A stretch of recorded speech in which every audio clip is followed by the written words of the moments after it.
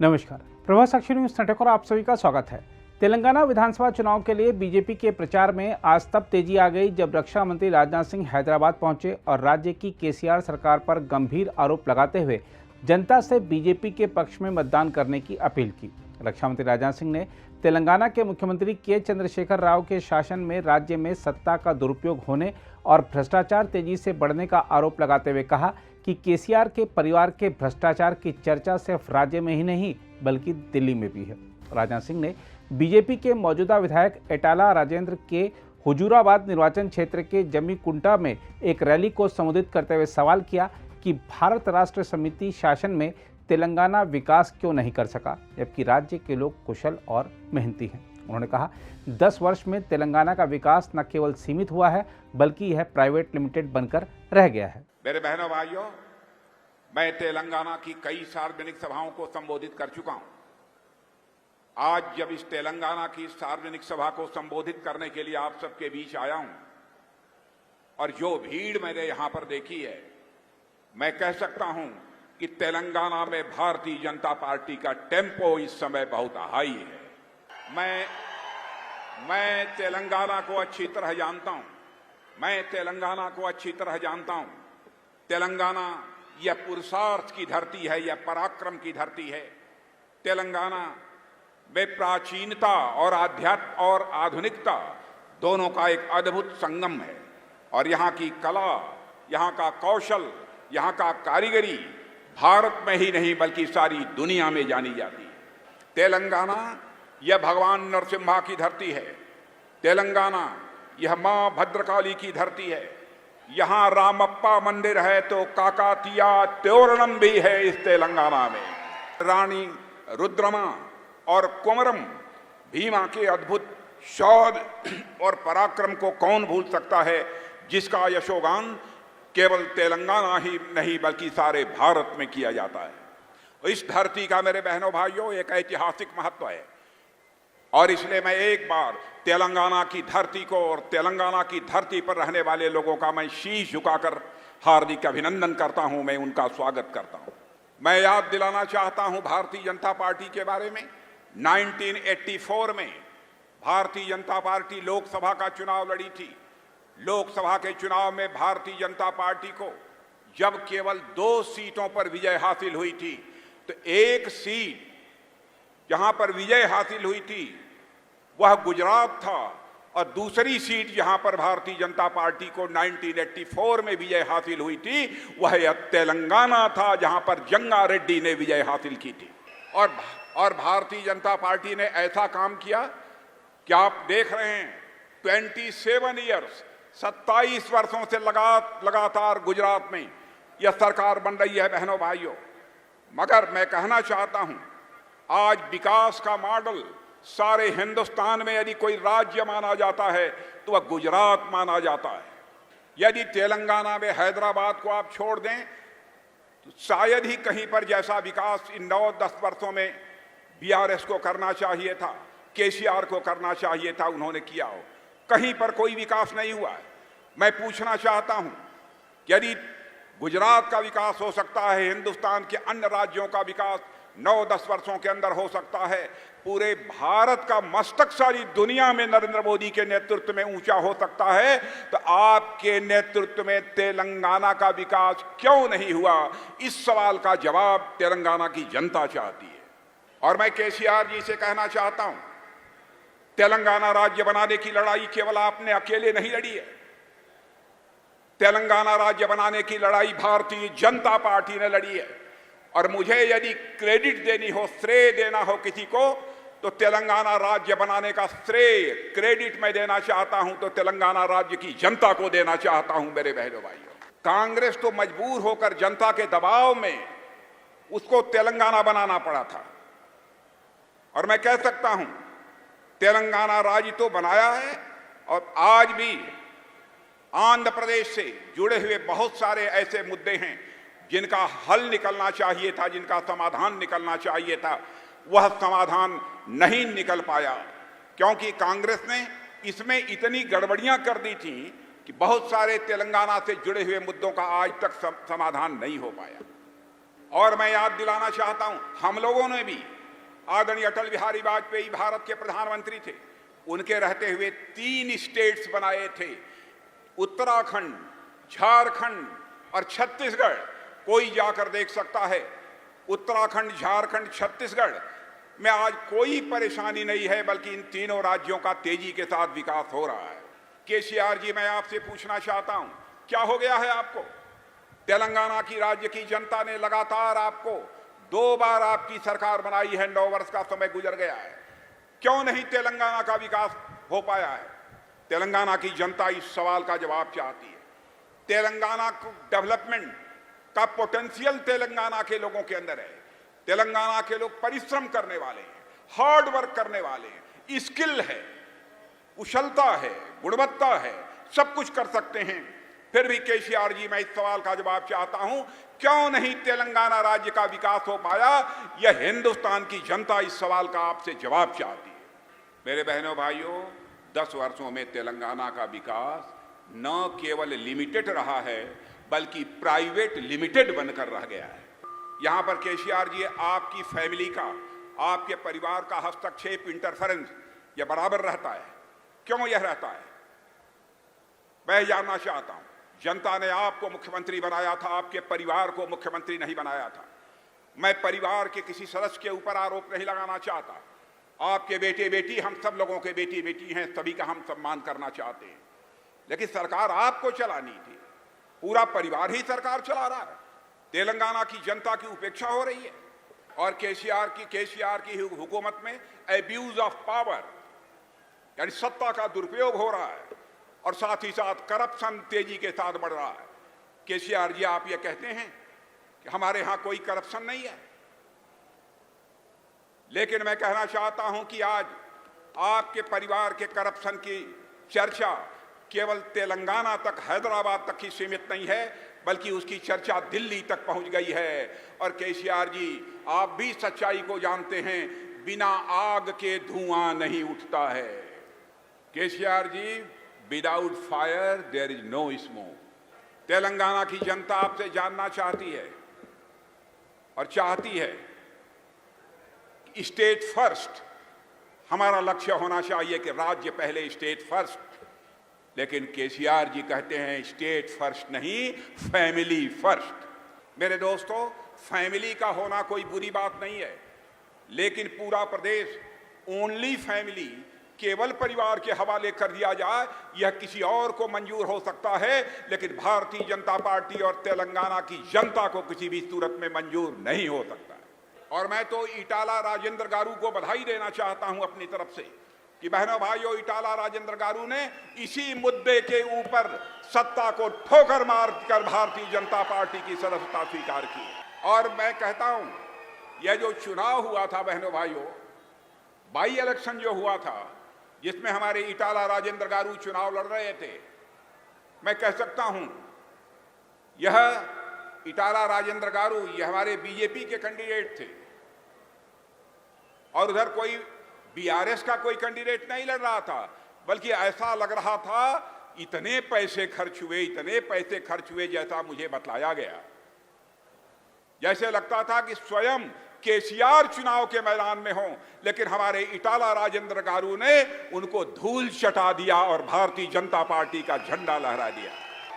मैं केसीआर जी आपसे पूछना चाहता हूं, केसीआर जी आपसे पूछना चाहता हूं, क्या हुआ आपके वादों का? क्या हुआ आपके प्रॉमिसेस का? आपने प्रॉमिस किया था, आऊंगा तो हर नौजवान को मैं एम्प्लॉयमेंट दूंगा, रोजगार दूंगा।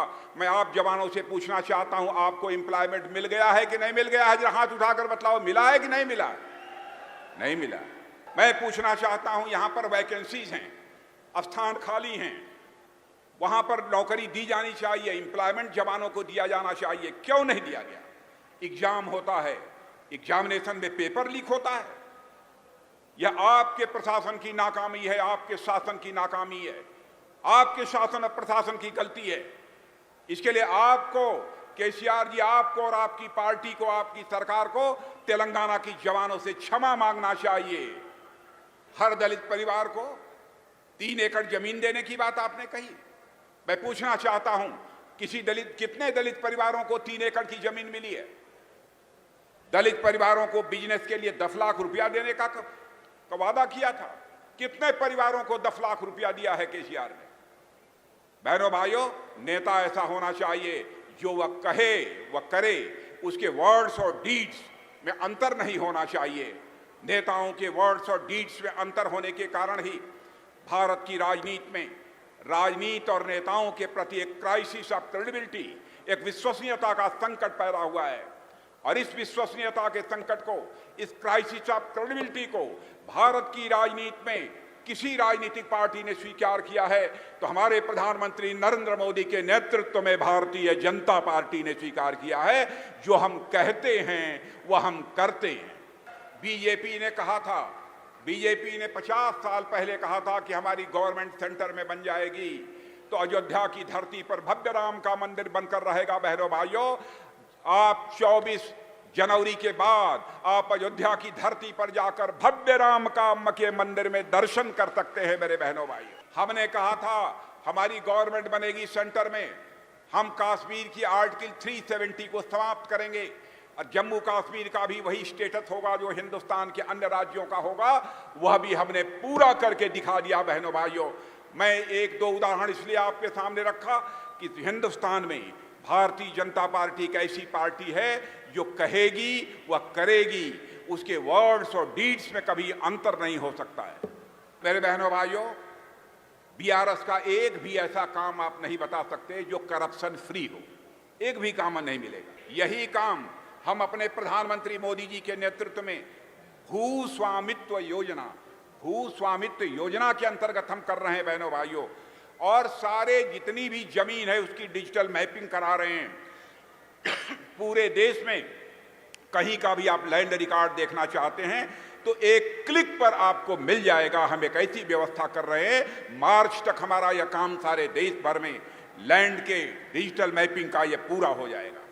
यह करने से लाभ यह होगा कि कहीं पर कोई लैंड डिस्प्यूट होगा, जमीन को लेकर झगड़ा होगा, वह समाप्त हो जाएगा। मेरे बहनों भाइयों, इतना ही नहीं, आप अपनी लैंड पर यदि कोई पैसा लेना चाहते हैं किसी बैंक से तो आप सीधे बैंक में जाकर उस पर जो है लोन भी ले सकते हैं, पैसा भी ले सकते हैं। आपके लिए, तेलंगाना के लोगों के लिए हमारे प्रधानमंत्री नरेंद्र मोदी जी ने जैसे सारे देश को दिया है वैसे ही यहां भी दिया। हमारे प्रधानमंत्री ने यह नहीं देखा कि यहां किसी दूसरे राजनीतिक पार्टी की सरकार है। आयुष्मान भारत योजना के अंतर्गत 5 लाख रुपए तक का प्रतिवर्ष का मुफ्त इलाज, यह योजना हमने दी। इस योजना को भी यहां प्रभावी तरीके से केसीआर ने लागू नहीं किया।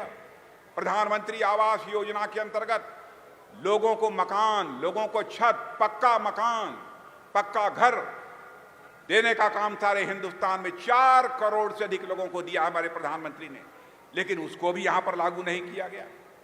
तेलंगाना, मैं कहना चाहता हूं मेरे बहनों भाइयों कि हमारा तेलंगाना का जहां तक प्रश्न है, हमारे प्रधानमंत्री के दिल के करीब है, दिल के करीब था, दिल के करीब है और दिल के करीब रहेगा। कोरोना के दौरान 2-2 डोज वैक्सीन की लगवाने का काम हमारे प्रधानमंत्री ने किया। 50 यानी 50 पीएसए प्लांट तेलंगाना में हमारे प्रधानमंत्री ने लगवाए।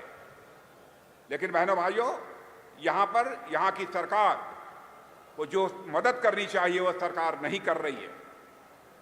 स्टेप मदरली ट्रीटमेंट हमारे यहां के रहने वाले लोगों के साथ हो रहा है। हम चाहते हैं तेलंगाना का ओवरऑल डेवलपमेंट हो। बहनों भाइयों, इसलिए मैं आपसे निवेदन करना चाहता हूं कि आपका सपोर्ट, आपका समर्थन यह भारतीय जनता पार्टी को प्राप्त होना चाहिए।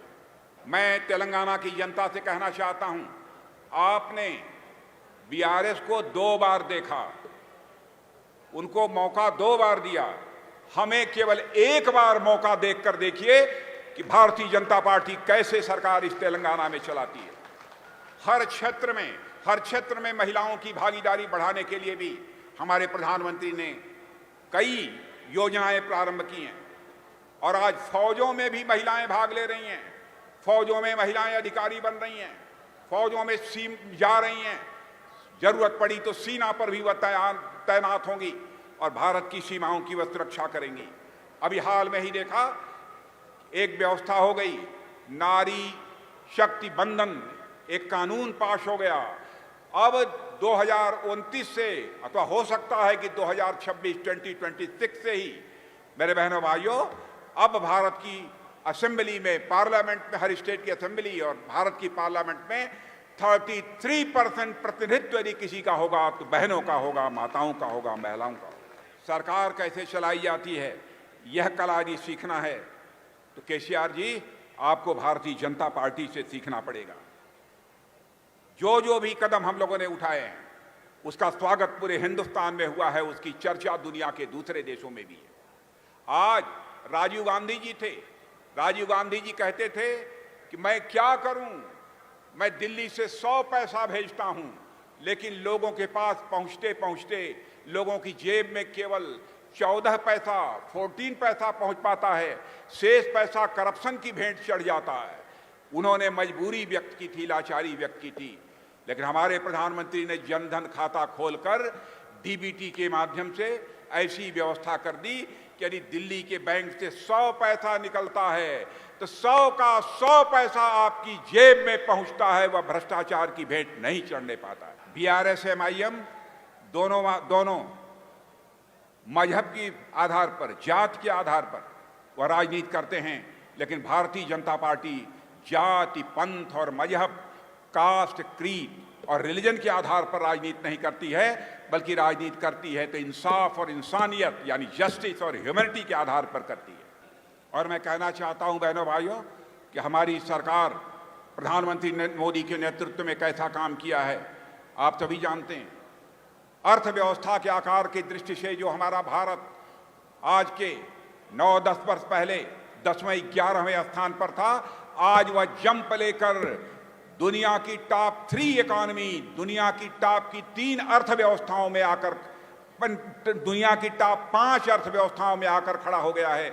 और 2027 आते आते बहनों भाइयों मैं दावे के साथ कह सकता हूं, जिस तरीके से हमारे प्रधानमंत्री काम कर रहे हैं, उनके नेतृत्व में सरकार काम कर रही है, हमारा यह भारत दुनिया की टॉप 3 इकोनॉमीज में यानी दुनिया की टॉप 3 अर्थव्यवस्थाओं में आकर खड़ा हो जाएगा। मैं यही कहना चाहता हूं मेरे बहनों भाइयों, बीआरएस की कार बेकार हो गई है, यह खटारा हो गई है। और रहा सवाल हाथ का, तो वह हाथ आपका साथ छोड़ चुका है। माने जहां सवाल हाथ का, तो हाथ आपका साथ छोड़ चुका है। इसीलिए मैं कहना चाहता हूं, कमल को अपनाइए, कमल को अपनाइए, कमल को स्वीकार कीजिए। और बटन दबाना है अगले चुनाव में तो कमल का बटन दबाइए। आप जानते हैं लक्ष्मी जी घर पर यदि आती हैं तो वह कार पर बैठकर नहीं आती, लक्ष्मी जी घर में आती हैं तो हाथ पकड़कर नहीं आती, लक्ष्मी जी घर में आती हैं तो कमल के फूल पर ही बैठकर आती हैं। अगर आप भी लेना चाहते हैं देश दुनिया की तमाम जानकारी तो आज ही सब्सक्राइब करें हमारे चैनल को। साथ ही नीचे दिए बेल आइकन को जरूर दबाएं ताकि हर अपडेट आप तक पहुंच सके।